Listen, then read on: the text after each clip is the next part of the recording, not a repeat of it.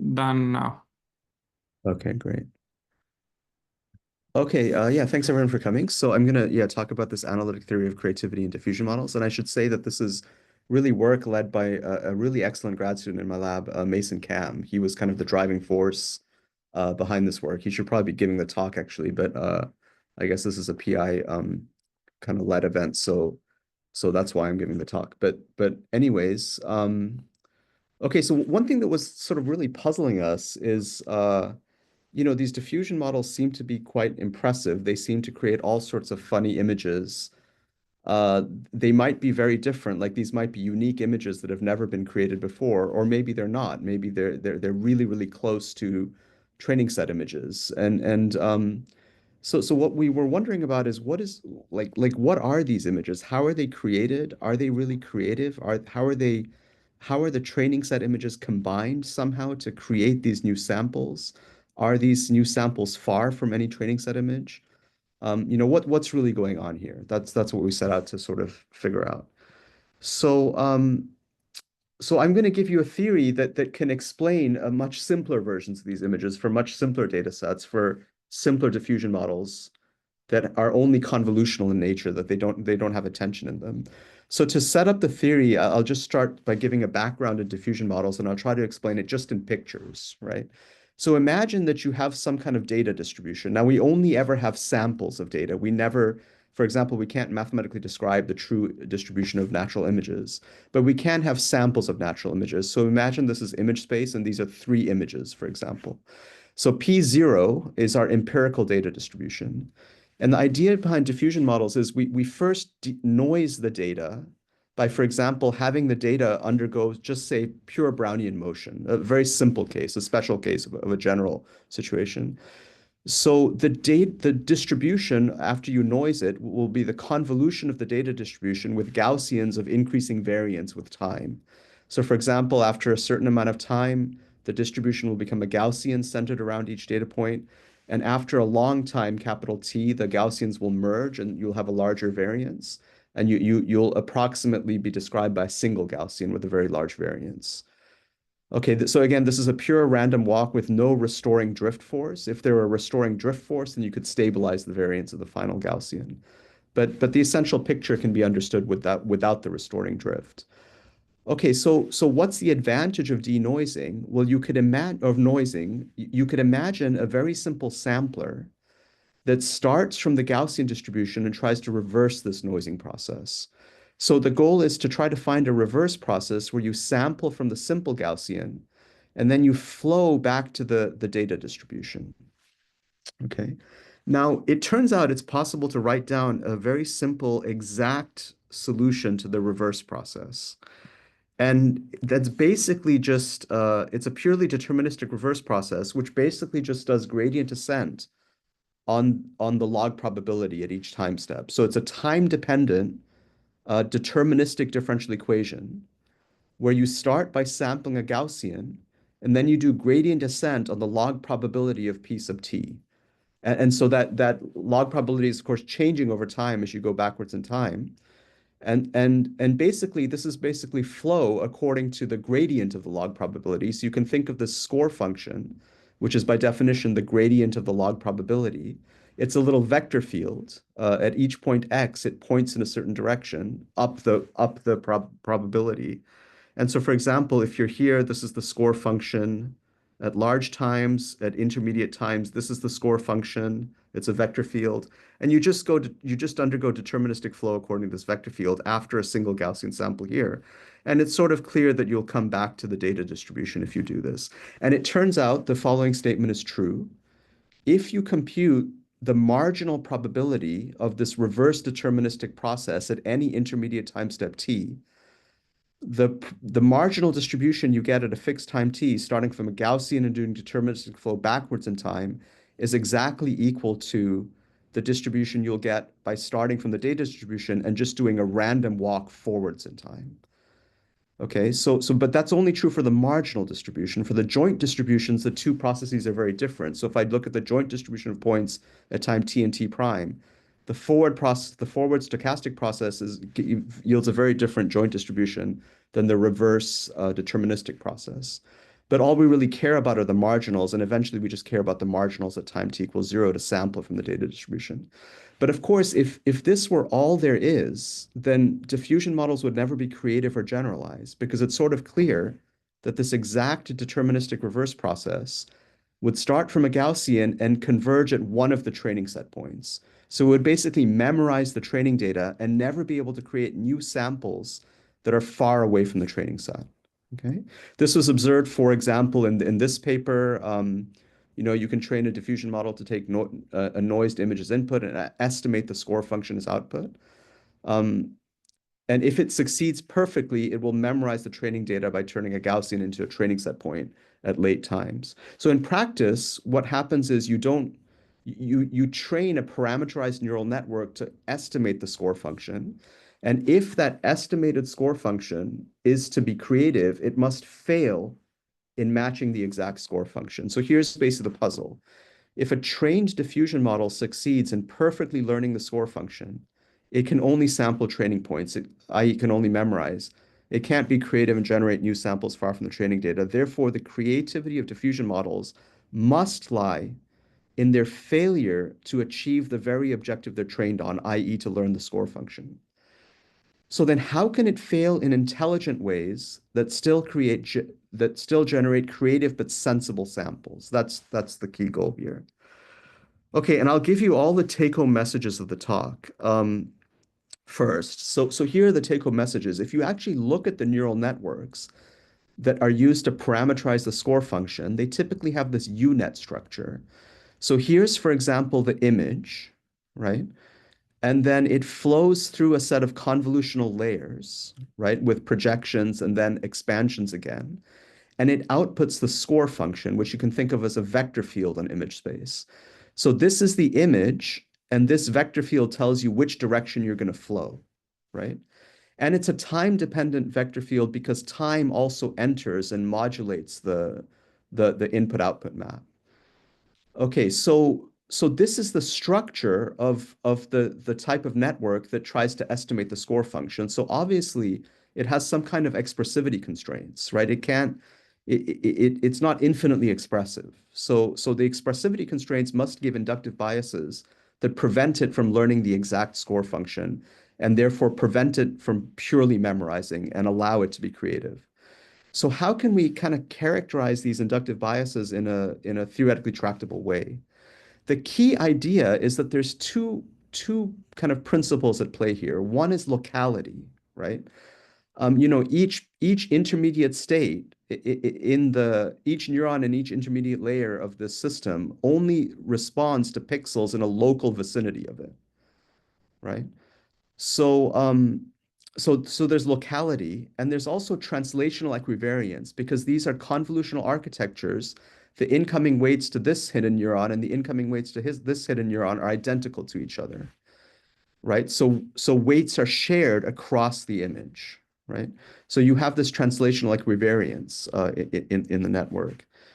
So we developed an ideal score machine that respects these two constraints. And basically, in this ideal score machine, um, each local patch of the image undergoes reverse diffusion under an ideal score function that knows only about that local patch, right? So if you only had a single patch, each patch alone would become close to the patch of a local patch of one training set point. But the different patches can then go to different training set points, and global consistency arises from patch overlaps. And so creativity can originate from mixing and matching different training example patches in different locations.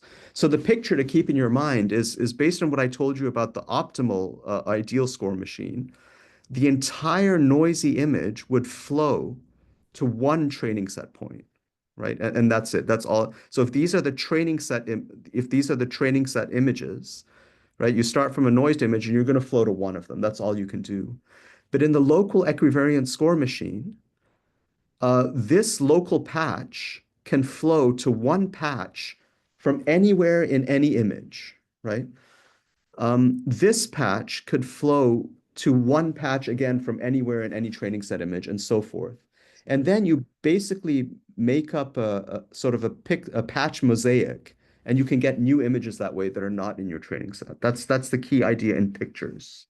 Oh, by Sorry. the way, I can't see the chat or anything, so if you have a question, just like unmute and interrupt. Um, I'm fine. Can you hear yeah, me?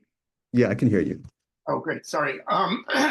Just a very quick question, which you'll probably get to. In these pictures, you've introduced a new length scale for the locality. Yeah. And what will, if you're going to get to it, fine, but can you give us some advanced intuition for what is going to set that small Yeah, scale? we're gonna. It turns out the length scale is a really interesting and important question, and I will get to it. It turns out the diffusion model picks a dynamically varying length scale that goes from large to small along the reverse diffusion process, and I'll show you how that works. I think that's a key to the secret of success of these diffusion models. But right now, I'm being cavalier about the length scale. I'm just defining an ideal score machine that has a defined length scale, which I input into it. Um, okay, so first of all, so basically what this is it's a deterministic ODE that you can immediately write down and just numerically evaluate. And it's a very explainable theory of what's happening. So does it explain what a trained diffusion model does? So modulo some details, which I'm going to go into later, I'll show you that first our theory is successful. Okay. So here's an example of three simple data sets, MNIST, CFAR10, and Fashion MNIST. And you have various samples here, right? The right hand of every pair is a trained diffusion model trained on the data set with either a ResNet backbone or a UNet backbone, right? And so you can see here's one sample, here's another sample. They kind of look like digits, but not really. So it is being creative. It's generating stuff that looks like digits, but aren't really digits. And on the left, you see our ideal, our local equivariant score machine, right? And you can see there's a beautiful match between the theory and the experiment on a case-by-case basis, right? So what we do is we just pick a random Gaussian sample and feed it into our ODE, right? No learning whatsoever. We feed it into our ODE, and then we take the same Gaussian sample and feed it into the trained diffusion model. And you can see that if the initial condition is the same, the final output is the same, again, on a case-by-case basis. Um, this is also true for CFAR10, a more complicated data set, but as you can see, the samples aren't very good. This is because you need to have an attention layers inside the UNet. So for example, you need to insert some attention layers to get better samples for CFAR10. And because attention breaks locality, we don't have a theory of attention yet. However, even though the samples are bad, our theory explains exactly what the bad samples will look like. And actually, in our first 2015 paper in diffusion models, the samples actually kind of look like this because we didn't know about attention at that time, or we didn't put attention into our diffusion model at that time. Okay, and also for fashion MNIST, you get a correspondence. And to quantify this, the median R squared between theory and experiment is very high. It's 0.82 to 0.94 across all data sets and architectures for the trained diffusion model. Okay, so this kind of justifies that the theory is successful, but now in more detail, like what is the theory beyond just a picture level explanation? Okay, so let's dive deeper now. So first, what does the theory actually converge to? Can we characterize what it converges to? So for the ideal score machine without locality and equivariance, where you're doing gradient descent on the score function, it's clear that if you start from a Gaussian sample and do gradient descent, you'll converge to one of the training set points. So that's clear. But what does the equivariant local score machine converge to? Okay. Well, we can characterize what it converges to, and the idea is quite simple. So if you actually try to compute this score function theoretically, it's quite easy to compute because P sub t of x is just the convolution of the training set points with a Gaussian, right? So you can easily compute the score, and it has a very nice and beautiful simple form, right? It basically sums over all the training set points. So Y mu is a local, so now we're talking about the local score machine, right? So we're talking about local patches in the image and in the training data. So let's let Y mu be a local training set patch anywhere in the training data, right? Um, let's xt be the current patch in the sampling process at time t. So this is a vector that points from xt to the training set patch, right? So it points from a patch in the current sample to the training set patch with a constant that depends on time. It's not so important. This constant goes to 1 as t goes to 0. So this is a little, vector that points to one of the training set patches. Now the actual score, that actual vector field, is the sum over all these little vectors, weighted by the posterior probability that if my noised image is this, then it originated from the training set patch Y mu, right? So this is just the posterior distribution, right? And it's, this is very simple to write down because everything is Gaussian. But the basic intuition behind this distribution is it's a Gibbs distribution over the training set, where the energy of the Gibbs distribution is the squared distance from the local patch x of t to the training set. So basically, the posterior probability of a training patch gets higher the closer xt gets to it, right? So for example, if I'm here, then it's with high probability that I am here because I originated in the forward process from this training set patch and not from these two training set patches. So the weight of this data point dominates, and so the total vector field, the total vector field points to this training set patch and not the other two. Whereas if I start here, the posterior distribution is dominated by this training set patch and not these two and so forth. If I'm here, if I'm halfway in between these two, then the posterior distribution of this and this is equal. So they cancel each other, and all that's left over is this training set patch. So my total score function points in this direction. Okay. So basically, the score function is pointing towards training set patches, and it's summing all those little vector fields weighted by the posterior probability of each training set patch. Okay, so if this is how it works, it's clear that. Surya, Okay. Yeah, go ahead. what is Y mu as an object? I mean, I'm thinking, is it, some n by m? Yeah, good question. So let's say in this picture, right? Um, the data in this local patch is xt, right? So it's a vector of dimension equal to the number of pixels in this local patch, right? Assuming it's a grayscale image. If it's color, it's 3 times the number of pixels, right? Okay, so that's xt. That's the data that's here. This is a library of training set patches taken from any image in the training set at any location in the training set. So this set of things are the Y mu's, right? So mu indexes any location and any training set point, and the Y mu associated with that is the training set patch centered around that, a particular pixel, right? So what's happening is each training set patch under the forward process has a posterior, each sample xt yields a posterior distribution over training set patches, and the direction it flows, the central pixel flows, is towards each training set patch weighted by the posterior probability of that training set patch. Does that make sense? Yes, no, it makes perfect sense. I apologize. I'm still stuck on the earlier point, though, which is where did you get the dimension, the size of these training patches? I will get to that. Right now, that's a free parameter, Good. and I'm just explaining to you how the model behaves given that parameter, right? So yeah, Next, I'll tell you how we got that parameter. so yeah, can I ask you a question? Yeah. Mathieu, I have a related question, I think, just to make sure I understand the distinction between transformers and CNNs. Yeah. Because even in the usual feed-forward CNN, you can still distinguish a cat from the left and a cat from on the right, because the last fully connected layer allow you to do that, no? That's right. Yeah. So why can't you do that with the UNet too? So Um, so are you what is so specific about the transformer? You could have a unit that does this too at the center, no? Or are you Yeah, eliminating the UNet possibility in terms doesn't of... have that. It maintains convolution all the way, right? It doesn't have a fully connected layer in the middle.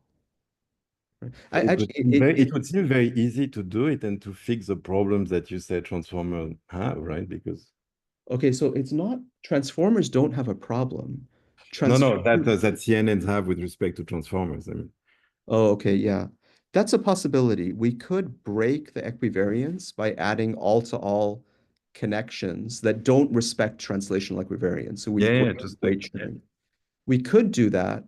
I don't know what those train diffusion models will spit out, but I suspect our theory won't, like our equivariant theory will not explain what the non-equivariant models spit out, right? So the transformer, if you put a transformer in here, you get better samples, but you break equivariance in a way that we don't understand. So, and our equivariant theory doesn't fully explain what those transformer models spit out, but we will talk about the discrepancy in the end, and there's a very interesting discrepancy. So I'll come back to transformers at the very end of my talk. Um, okay.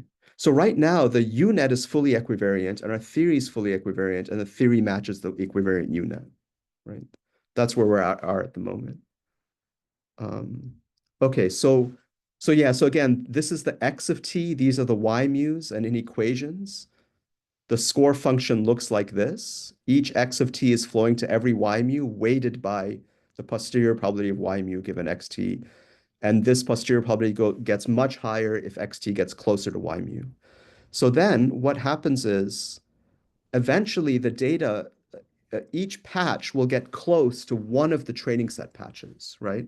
So the posterior probability will eventually converge on a single training set patch as t goes to 0, right? So there's a unique patch that gets picked, a training set patch that gets picked for every pixel, right? And then we can show that at t equals 0, the central pixel of xt will equal the central pixel of the closest training set patch to xt. And this will be true across all pixels across the entire image. Okay. So this is how we converge. This is how we characterize what the equivariant local score machine converges to. It's a much more complicated notion of convergence. The full score machine just converges to a single training set point. But this allows different patches to converge to, sorry, this allows different patches of the sampled image to converge to close to different training set patches from different training set points. So, and you don't have any problem with the merger between different training patches. There's always some intervening patch from somewhere that connects together Okay. patches from Yeah, different. so good question. So we're not claiming that the entire patch X of t will be identical to the entire training set patch because the different pixels are competing for different patches, right?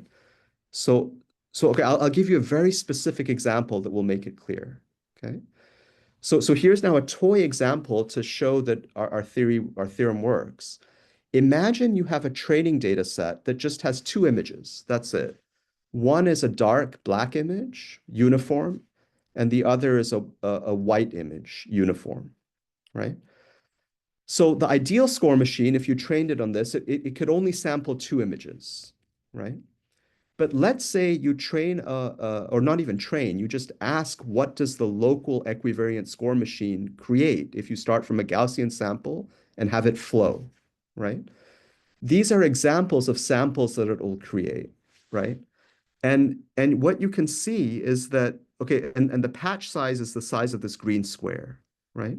So what you can see is that some pixels flow to a local patch that's identical to a local patch from this training set point.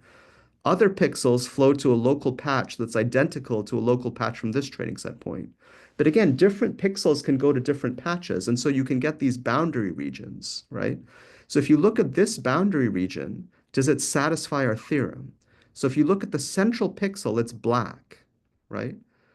So the central pixel happens to be the central pixel of some any patch in this image, right? So if this entire patch is going to be closer to this patch than this patch, then it must mean that a majority of the pixels in this patch are black, right? And that turns out to be true. So when you specialize our theorem to this case, the result of the theorem is the color of the central pixel will be equal to the color of the majority pixels, the majority color, in every single patch. And that turns out to be the case for these valid samples, okay? Now, how do you get valid samples? You have to numerically integrate an ODE. You take a Gaussian sample and you numerically integrate an ODE. And so to numerically integrate it, you have to pick a discretization timescale. And if the discretization timescale is small enough, you create these valid samples where the central pixel color is equal to the majority color of all the pixels in the patch. But if you discretize at a large enough, if your discretization timescale is too large, you can sometimes create invalid samples, right? Where, for example, here's a white pixel and the majority color is black, but the central color is white. So this is inconsistent with our theorem, and that's because we got invalid samples by setting the discretization timescale to be too large. So hopefully that kind of gives you a sense of what's going on. But the bigger picture is the following. This is an example of extreme creativity, right? Because the training set has just two images, but you can generate tons and tons, exponentially many valid samples. And it's basically mixing and matching patches with interesting boundary conditions. It's a lot like an Ising model with domain walls and things like that. And I suspect there's a connection between this picture and Potts models. Because what you can, though we haven't worked that out yet, because if you think about every pixel, it induces a conditional distribution over the training set patches, right? So you can think of the training set patches as a Potts vector, and there's a different Potts vector associated with every pixel, and there's a probability distribution associated with all of these. And so it's roughly or poetically, the dynamics of the system might be like the dynamics of a Potts model on pixel space, where each pixel has a Potts vector associated with it. But it's not obvious that it's exactly equal to Gibbs sampling under a Potts model with a particular lateral connectivity between the Potts vectors. Anyway, especially because the reverse process is time dependent. But anyway, okay, so now here's a discussion question. People always talk about interpolation versus extrapolation. And are the created samples somehow interpolations of the training data, or are they extrapolations of the training data? And honestly, I don't really know what extrapolation even means. I know what interpolation means in restricted settings, but I don't actually know what extrapolation means. But at the level of rigor that many people talk about it, you might as well call this extrapolation. But we should discuss that in the discussion period, I think. Okay. Okay, so now let's dive deeper again. So this comes back to a question that lots of people have asked. What is the spatial scale of locality that we need in order to match a trained diffusion model, right? So it turns out we need a time-dependent notion of spatial locality. So basically, again, in our theory, each pixel flows according to how similar its local patch is to any training set patch. And it flows towards the most similar training set patches. But how large is the patch to which each pixel is sensitive to? And how does this depend on time in the reverse process? Okay, so we actually trained diffusion models and we measured this. Okay, so how did we measure this? So again, here's your UNet. Again, it's a time-dependent UNet because time is another input that's conditioned on. It's not shown here in the image. So basically, you have a time-dependent UNet, okay? So you could ask, for example, the central pixel, i.e. the score vector field evaluated at the central pixel. You could ask, how does it depend on all of the input pixels? We can compute the Jacobian from the output to the, from the input to the output, right? And we can look at a single row of that Jacobian, and that row would be the magnitude of the Jacobian from the central score to the input pixels. So you can think of that as an image, and we can look at the absolute value of that row of the Jacobian as an image, and we could average it over many, many samples, right? And this is what we get.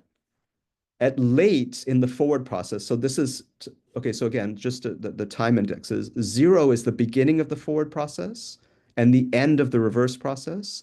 1 is the end of the forward process and the beginning of the reverse process. So at the beginning of the reverse process, the absolute value of the Jacobian spreads over quite a large range, okay?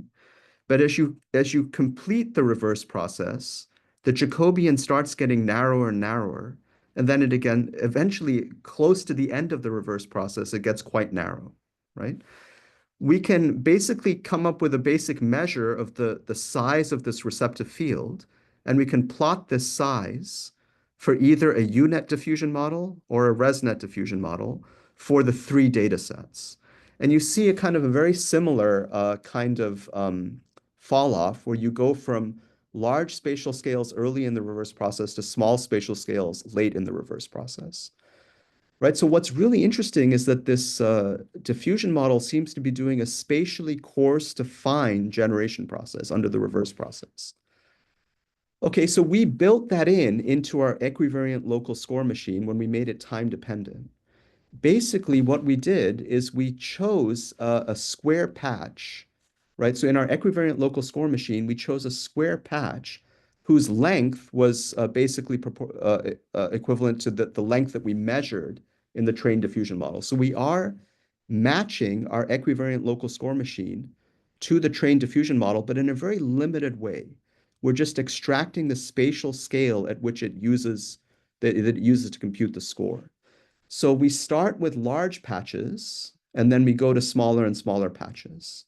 And that's what we did to get the results that I showed you. We needed that to get these results. If we just fix a single spatial scale for all time, we don't get such high R squareds. The R squareds can fall to like 0.7. It's not so bad, but it doesn't get as high as this. And so the theory in that previous slide is the one that is slightly different for the two models because you've adapted to the different locality time dependencies. Yeah, the theory is exactly the same for both models. It's just this time dependence of the spatial scale is different for each model. That's right. And you can see exactly what the time dependence is here. Right. Okay, so the ResNet seems to be a little bit more local than the UNet. Okay.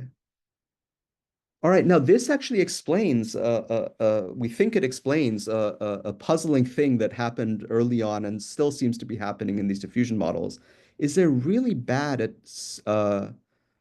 they have really bad spatial inconsistencies at fine spatial scales. For example, these images where the fingers are really bad, or, they have 10 fingers, or the fingers are twisted or something like that. We think that arises because of excessive spatial locality at the late stages of the reverse diffusion process. And our theory actually reproduces it. So for example, the left column is theory, our equivariant local score machine with a time-dependent spatial scale that matches the trained UNet. And then this is the trained UNet. So these are experimental generations, these are theoretical generations. And you get funny things like pants with 3 legs or shirts with 3 arms or something like that. And they show up in the trained diffusion model, but they also show up in our theory, right? And so the only way they could show up in our theory is because of this excessive spatial locality, right? The decisions made by these pixels don't know anything about the decisions made by these pixels at late times because they're completely decoupled because the patches don't overlap, right? So that could potentially lead to inconsistencies at this spatial scale here. So that's kind of a cute observation. We didn't go too much deeper into that. It suggests that maybe ways to resolve this would be to prevent excessive locality at late spatial times, but that might screw up other things, so we don't know. Okay, the other thing is we don't have perfect translational equivariance because it's broken by the boundaries, right? Because, what does neurons that are over here that are at the edge of the image, right? They have the same receptive field, but they fall off the edge of the image. So oftentimes what people do is they zero pad the image on the outside so you don't get this fall off. Of course, that zero padding breaks translation invariance by introducing a boundary. So one possibility to make our theory match is to get rid of boundaries by imposing periodic boundary conditions to the image. Translational equivariance is preserved, but this is not actually what's done in practice, right? Option 2 is to zero pad the image around the boundaries, as is done in practice, but then that breaks translational equivariance. But we can actually extend our analytic theory to this broken case also. And basically what we do is each patch now gets some additional data. If the patch is at the center, it makes all the same decisions that we've been talking about, gradient descent on the local score function, just as we've been talking about. But if the patch is a certain distance on the boundary, then we have to condition the boundary. If it sees the boundary, then we condition the patches that it has access to have zero padding on the boundary, right? So for example, in this flow picture that I told you, a patch at the boundary here only gets access to patches from the training set that are at that boundary. And we fill in the rest with zero padding, right? So it's a very simple modification to the theory that retains analytic tractability. It just changes the distribution of training set patches that a patch at the boundary sees. That's all, right? So we can modify our theory to break the translational equivariance. And we needed to do that actually to get results for certain data sets. So for example, here's a really fun example where for MNIST, what if I don't zero pad? What if I restore translational equivariance by putting periodic boundary conditions in the image, right? And then let's say we train a diffusion model on that. So again, the right column is theory, is experiment, and the left column is theory, right? Theory sort of matches experiment, but actually the trained diffusion model no longer works. If you just take MNIST and put periodic boundary conditions, so the diffusion model has no zero padding, so it doesn't know where the boundary is, it creates a lot more texture-like images that don't really, the digits aren't anchored in a boundary, and so it doesn't really learn digits at all, right? And our theory reproduces that. So this automatically tells you that the success of diffusion models in MNIST require knowing that the digits are anchored to a boundary. And if you take that knowledge away, it can't generate digits, right? So our theory still matches experiment, slightly lower match, but neither generates digits. Okay? So it tells you boundaries are important for some data sets. For CFAR10, the boundaries are not as important, it turns out. Surya, when you Yeah. put the padding on the boundaries, are you Yeah. distinguishing differently between the four boundaries, left, right, top, bottom? Absolutely. Yeah, absolutely. So a patch here has knowledge that the boundary is at the lower left and the zero padding is in the lower left. A patch here has knowledge that the boundary is in the upper left and it has zero padding there. A patch here doesn't have knowledge of whether it's near the left or right, but it does have knowledge that it's near the top, right? So we provide them, when we define our broken equivariant local score machine, each patch has the minimal amount of information that it would have given the zero padding, right? I don't know if that answers your question. Yeah, oh, perfectly. And I presume you ignore corners as a set of measure zero. The pixel at the corner, oops, sorry. Try again. Sorry, that triggered Siri. I tend to trigger Siri a lot. Okay, so yeah, so the pixel in the corner, it just gets a lot of zero padding. So it's a single pixel that where everything else is zero padded. Right. Yeah. So okay, so this is what happens when you train diffusion models in MNIST without the zero padding with periodic boundary conditions. I just put in the boundary conditions and then you get a nice match. You get more digit looking like things, but they're not all digits. And again, theory on the left matches experiment on the right, right? With a very high R squared of 0.94, right? Okay, so that shows in some data sets the importance of boundary, broken equivariance through boundaries. Okay, now again, here are more results on CFAR10, okay? Again, we have paired images. The right column is experiment, the left column is theory. You can see just qualitatively a really nice match. The median R squared between theory and experiment is really high. It's 0.9, but the samples are not great due to convolution only. Okay, this has the zero padding and so forth. But again, this is what our samples looked like in our first diffusion model paper in 2015 before we put attention into it. Okay, so this raises, of course, kind of what Mathieu was talking about. Like, okay, what about attention? Like, if we were to just put attention into the UNet in the hidden layers, so usually you put attention in the smallest layers and middle layers of the UNet, what happens, right? So Mason took an off-the-shelf UNet We didn't train it ourselves, so we had no control over the training process. It had non-local attention layers inside, and it was trained on CFAR10. And the top row are samples from this UNet. You can automatically see that the samples got a little bit better. You have slightly more coherent objects. But then we can just take our equivariant or broken equivariant local score machine and take the same noise sample that created this object through the UNet, attention-enabled UNet, and feed that noise sample into our just convolution-only broken equivariant score machine, right? And you can see that you don't get as good of a match, but you see something really interesting. You get like a pixel patch mosaic texture, whatever you want to call it. For example, if you look at this thing, you see kind of the faint suggestion of a dog here with some schmutz for background. And the attention seems to carve out a semantically coherent object out of this pixel mosaic. Same here, you see the signatures of a horse here. I mean, it might be hard to tell, but the attention, when you add it in, it seems to carve out a more semantically coherent horse. Here also, you see signatures of a cat and the attention carves out a cat, and so forth. Signatures of a bird and attention carves out a bird. So there's a funny, once you add the attention, our entire theory doesn't break down, but it doesn't explain everything, right? And we don't have a quantitative theory of what attention does, but a qualitative analysis suggests that what attention is doing is it carves out a semantically coherent object out of a pixel patch mosaic, that what the equivariant score machine kind of provably generates, right? Again, our theory matches experiment, but there's interesting differences. The median R squared between our locality plus broken equivariant theory and the attention is now dropped to 0.77. Still pretty high, but you can see that there's a qualitative difference that isn't captured in the 0.77 R squared.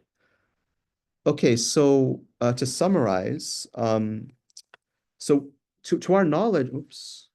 Okay, so to our knowledge, we've developed the first analytic theory of creativity in diffusion models that can quantitatively predict new samples on a case-by-case basis and precisely explain how they're composed out of the training data. A lot of the previous theory work could explain what diffusion models do in the memorization regime, but not in this highly creative sort of extrapolation or generalization regime. Through locality and broken translation equivariance, convolution-only diffusion models basically achieve creativity by combining different training set patches at different locations in the image to creatively construct new samples. They also follow an iterative denoising dynamics that proceeds from coarse to fine spatial scales. And this might have this hierarchical differentiation from coarse to fine, may have something to do with beating the curse of dimensionality.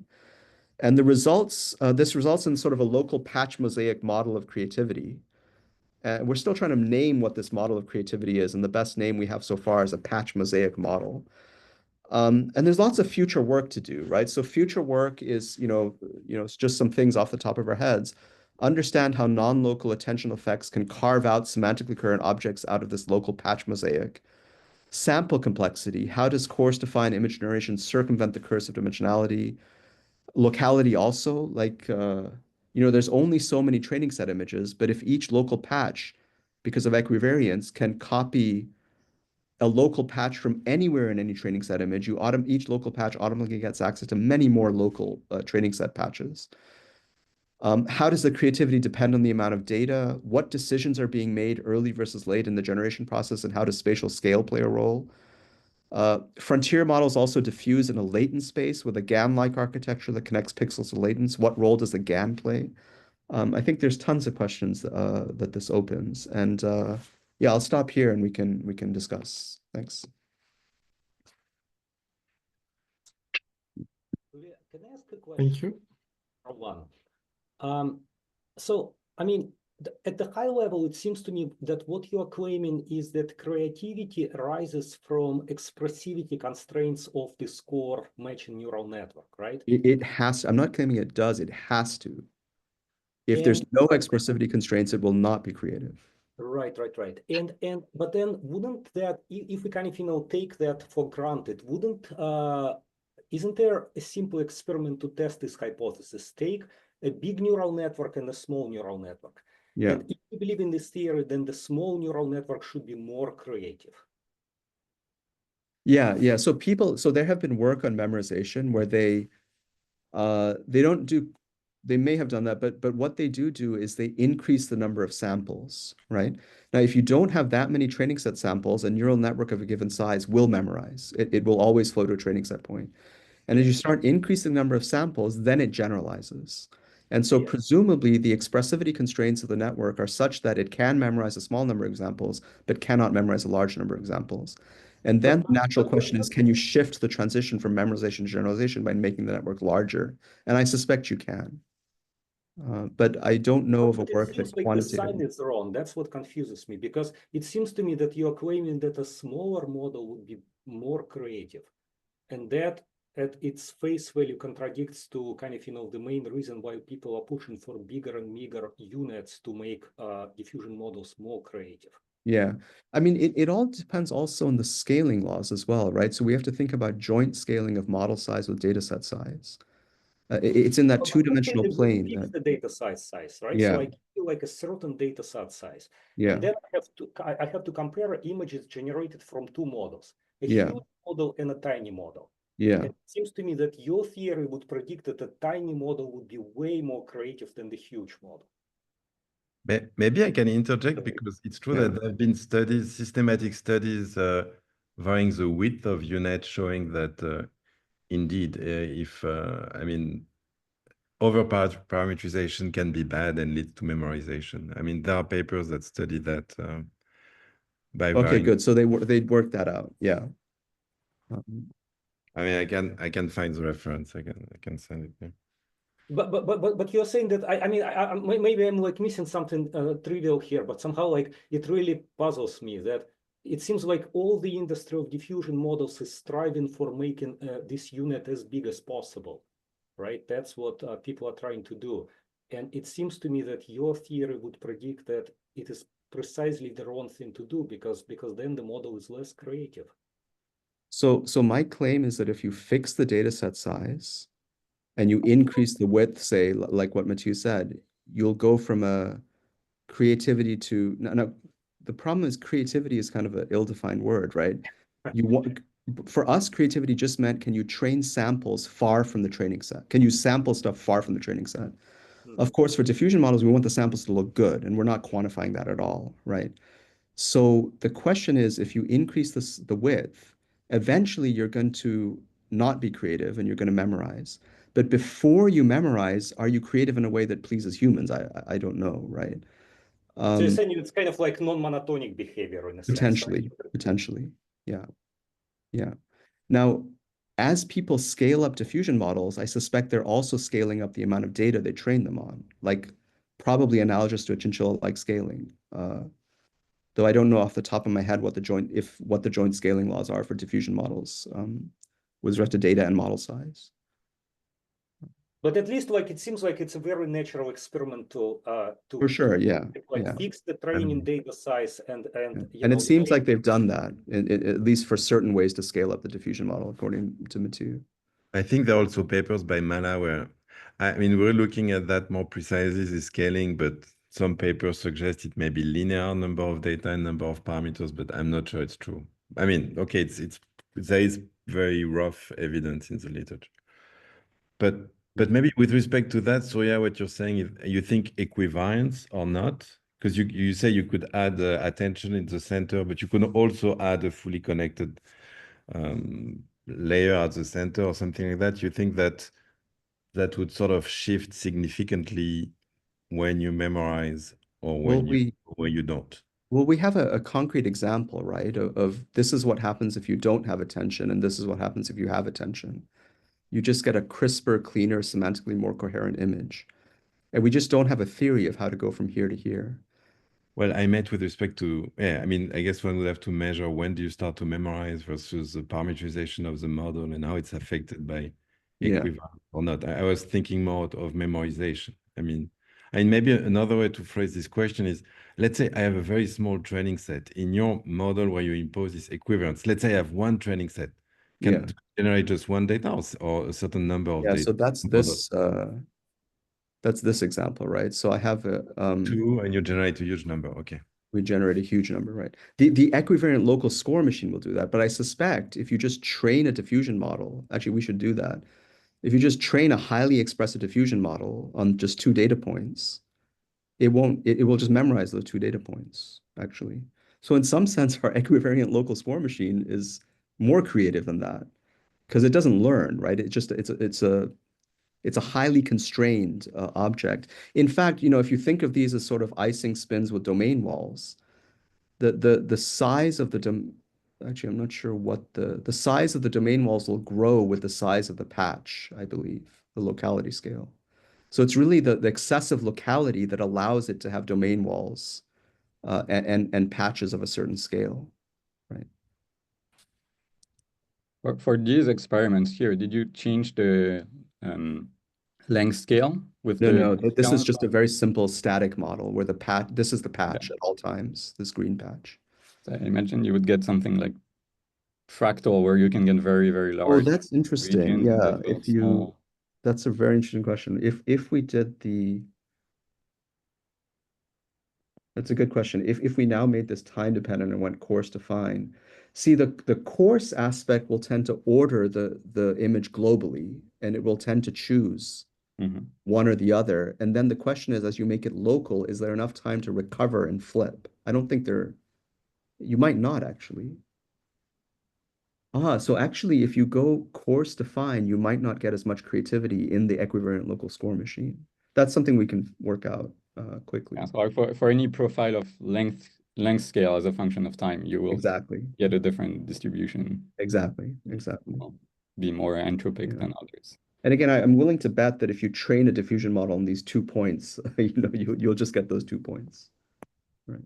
Yeah, definitely. With 2 images, it's very easy to memorize. Yeah. So I had a question about the role of attention. Yeah. I was surprised by the results because it's definitely possible to train pure CNNs to get the kind of results that you showed with the transformers. So I don't know if it's something that depends on like how many layers you have or for how you train the networks. I know these things are very sensitive. I noticed recently that Eros Micheli and Stefan Malat had a nice paper where they were looking at a Celeb A, and I believe they had a convolution only, and they were getting really good samples. So I was Yeah, I'm an author on that paper, and You're an author on that paper. we Okay, train pure well, CNNs fantastic. and Oh, Florentine. Okay, great. Yeah. So in that Celeb A setting, they got really good samples with convolution only, right? No attention. Yeah. Okay. Yeah, so actually, Mason, I don't know if you're on the call. I was going to ask you about that. Like maybe we should look at the Celeb A model actually. I think one thing to think about is for the purpose of this paper, we really deleted a lot of layers, including normalization layers, which are do exchange information non-locally. The ResNets and so on are also very shallow. So and the UNets are similarly, like a 3-scale UNet. So it, really for the purposes of illustrating the principle, we really did make sure that these things were in a regime that we could control. So that was part of it. And in fact, when you do train with these particular kinds of models, you do get this kind of this difficulty here. And when you add in things like normalization, like some of the functionality starts to recover. Yeah, I see that makes sense. But yeah, I'm like this seems to me like a first order theory, but that you could take to higher orders where you do the same kind of thing, like you attracted by patches in the training set, but in activation space. So like you have nonlinear features, and like as if you were doing denoising in the hidden layers of the unit. Yeah. You also use the same thing. You would like that's what I was the mentioning same about kind the of latency. mechanism at play, but nonlinear. Yeah, exactly. Can I ask a quick follow-up? So in your theory, you were basically doing you had a posterior distribution that was patchwise. Can you, to account for attention, do pairs of patches like joint distribution with 2 patches at a time? Because we can think of attention as sort of a way for the tokens to talk to each other. Yeah, Mason So, has tried that. You wanna talk about what you found? Yeah, so I think on that point, so we have not really developed that in like any kind of substantial detail. You might consider expanding the point of sort of the effective receptive field of a given patch to include non-local connections to different parts of the image. In some very tentative experiments, this seems to moderately increase sample consistency on data sets like MNIST, for instance, if you do this. Or as in consistency with the training data. So something that looks, you end up generating images that look more like digits. So that's kind of a very simple proof of principle. I think the maybe more interesting question with regards to attention is what is the attention matrix? How does the model decide which information is going from different patches to other patches? And for that, that I think requires a more sophisticated theory than what we can offer at the moment, because the decision making inside of the attention modules is quite opaque. I see. So you're saying that just like a posterior distribution won't capture the operation that attention does. So if every patch can see every sort of pair of other patches in the image, then in some sense you reproduce exactly the perfectly ideal theory. So you need to sort of, if you're using the analogy of just extending the receptive field to include other kinds of patches in the image, that the attention matrix is sort of allowing a given patch to look at, then you really need the constraint that the attention matrix is actually only looking at a very small subset of the image for this theory to do anything other than reproduce the training data in the way that the ideal score matching theory does. That's quite essential. So in order to account for that, you would need to have some notion about how the attention matrix, or how the self-attention module is distributing that attention throughout the image. And that's sort of non-trivial. It's also not clear necessarily that this kind of locality point of view is really the best way of thinking about what the attention matrix is doing, what these attention modules are doing. So it's still kind of unclear what the best description of that is. Okay. And yeah, one quick question. So maybe I missed this part, but is there a connection between the number of samples that you give it and the length scale of the patches? So I think this goes back to the question either Dimitri or Matthew asked, that if you just had those two samples in the example that you showed, then it should just be like a diffusion model just give you all black or all white. And maybe if the theory could capture the relation between the number of samples and the length scale, then it would work. Because if you have very few samples, then your length scales are very, very large, because you're not trying to capture as many patches and then trying to sort of interpolate, but you just like have a very large one single patch. So is there a way to build that into theory? I think I'll just keep fielding these questions, sorry if you don't. But I think that the way that we're thinking about this at the moment is that the locality scale is probably determined by what the model can the kind of maximum size that the model can reasonably represent all of the modes in the marginal distribution over the noised data at a particular time. So if you think about, for instance, at very late times in the forward process or early times in the reverse process, there's only a single mode because the data is purely Gaussian. So that's very easy for it to represent at any kind of locality scale.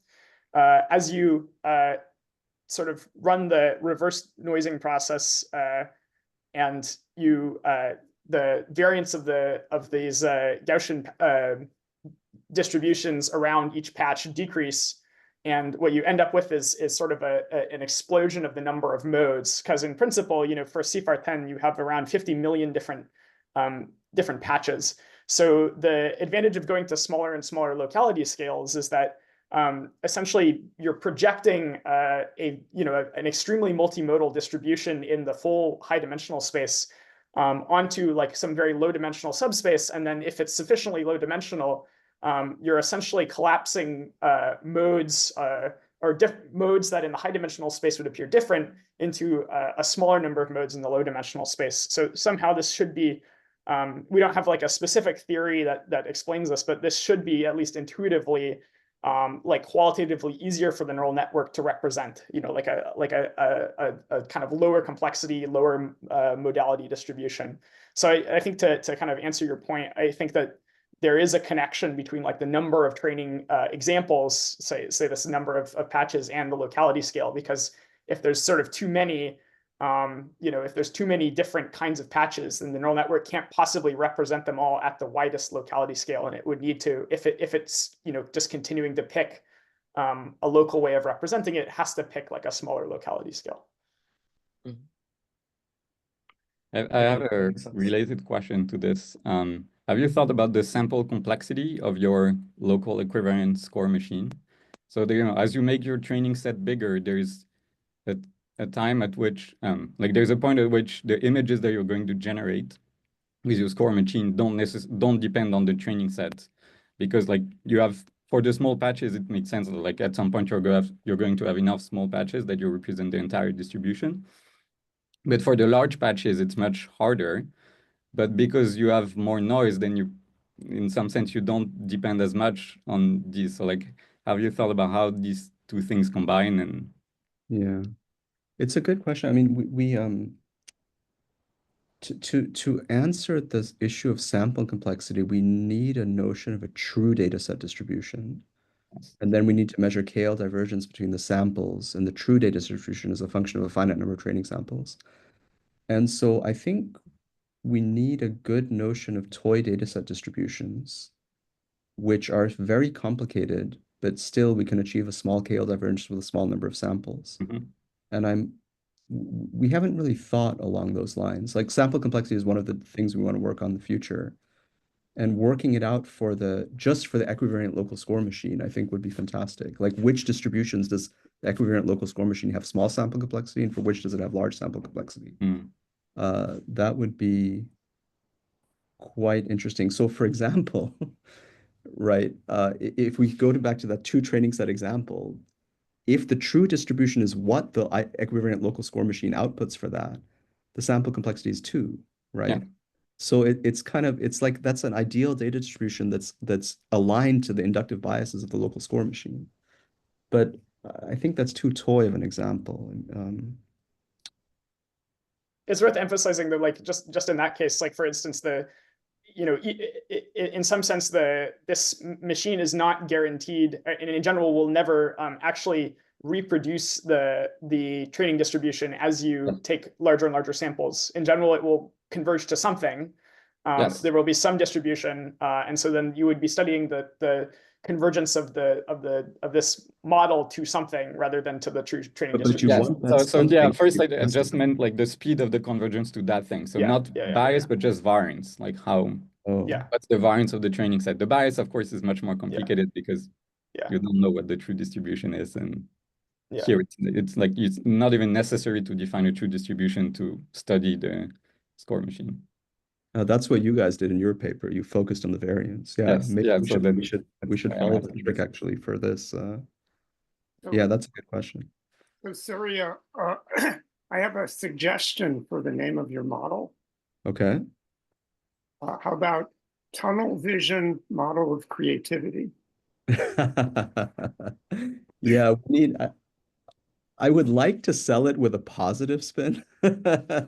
That's why we're working with I'm actually open. We're actually writing on the paper. We have a complete draft, and we hope to get it out before in next week or 2. But I'm open to suggestions for names. Like Patch Mosaic is my current favorite, but Patch Mosaic model of creativity. But if you have better suggestions, I think tunnel vision, that's not, it's a negative connotations, but I appreciate it. It's reasonable. Well, no, I mean, so I was struggling with, how do you encapsulate the notion of just, focusing on a small patch? Yeah.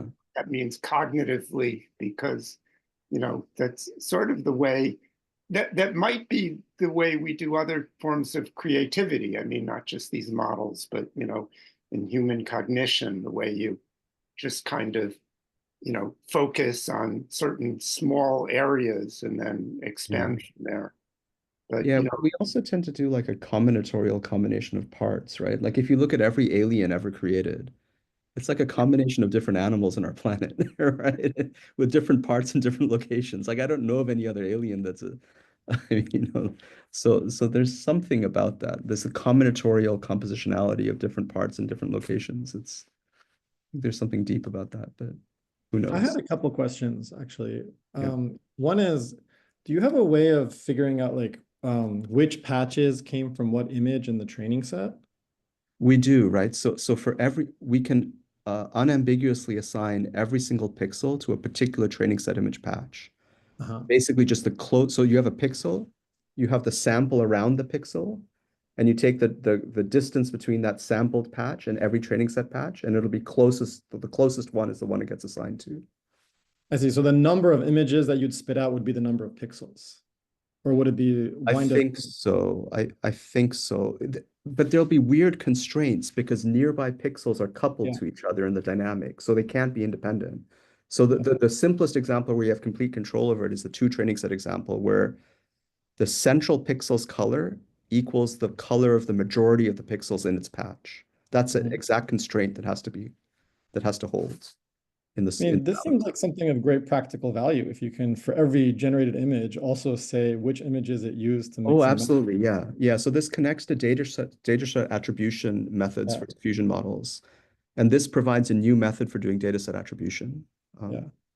One of the things I want to do is create an image where for each pixel and nearby pixels that go to similar training set patches, plot the average training set patch and the sampled patch and do it all over the image to literally show the pixel patch for one patch mosaic for one example.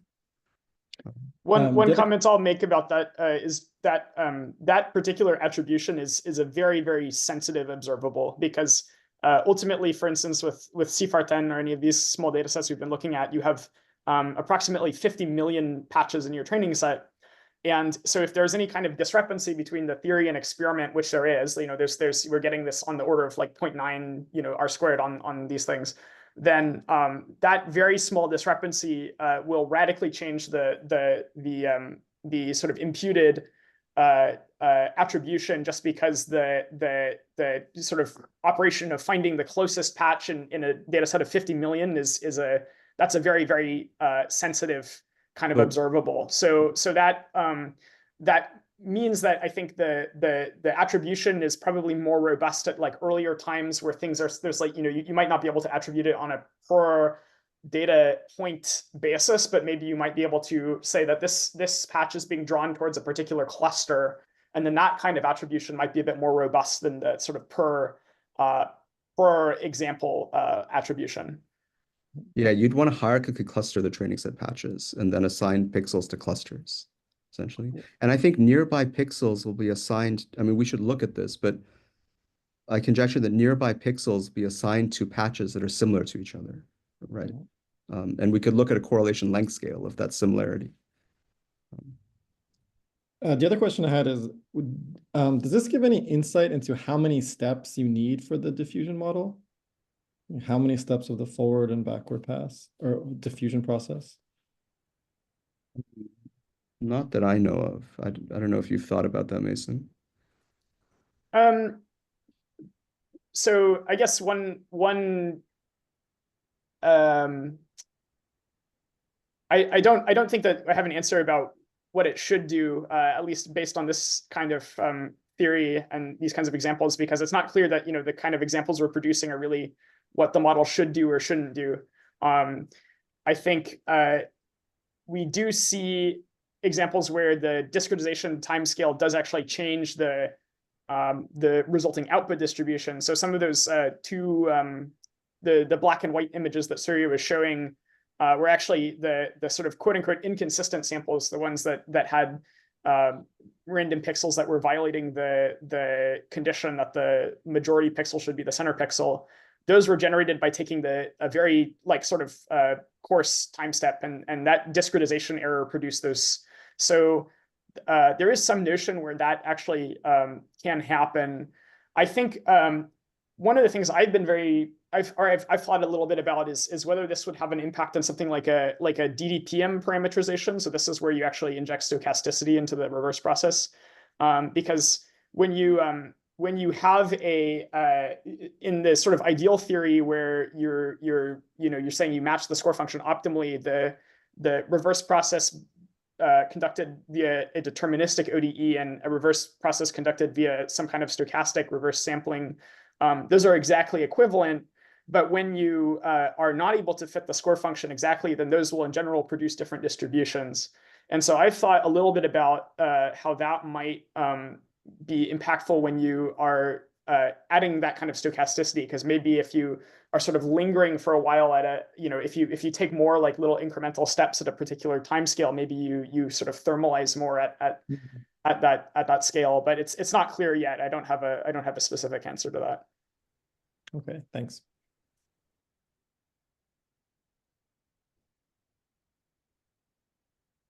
Okay, should we call it a day then? Yeah. Thanks. Thanks Surya. again. Thanks everyone for coming. Thank you. Thank you. Take care.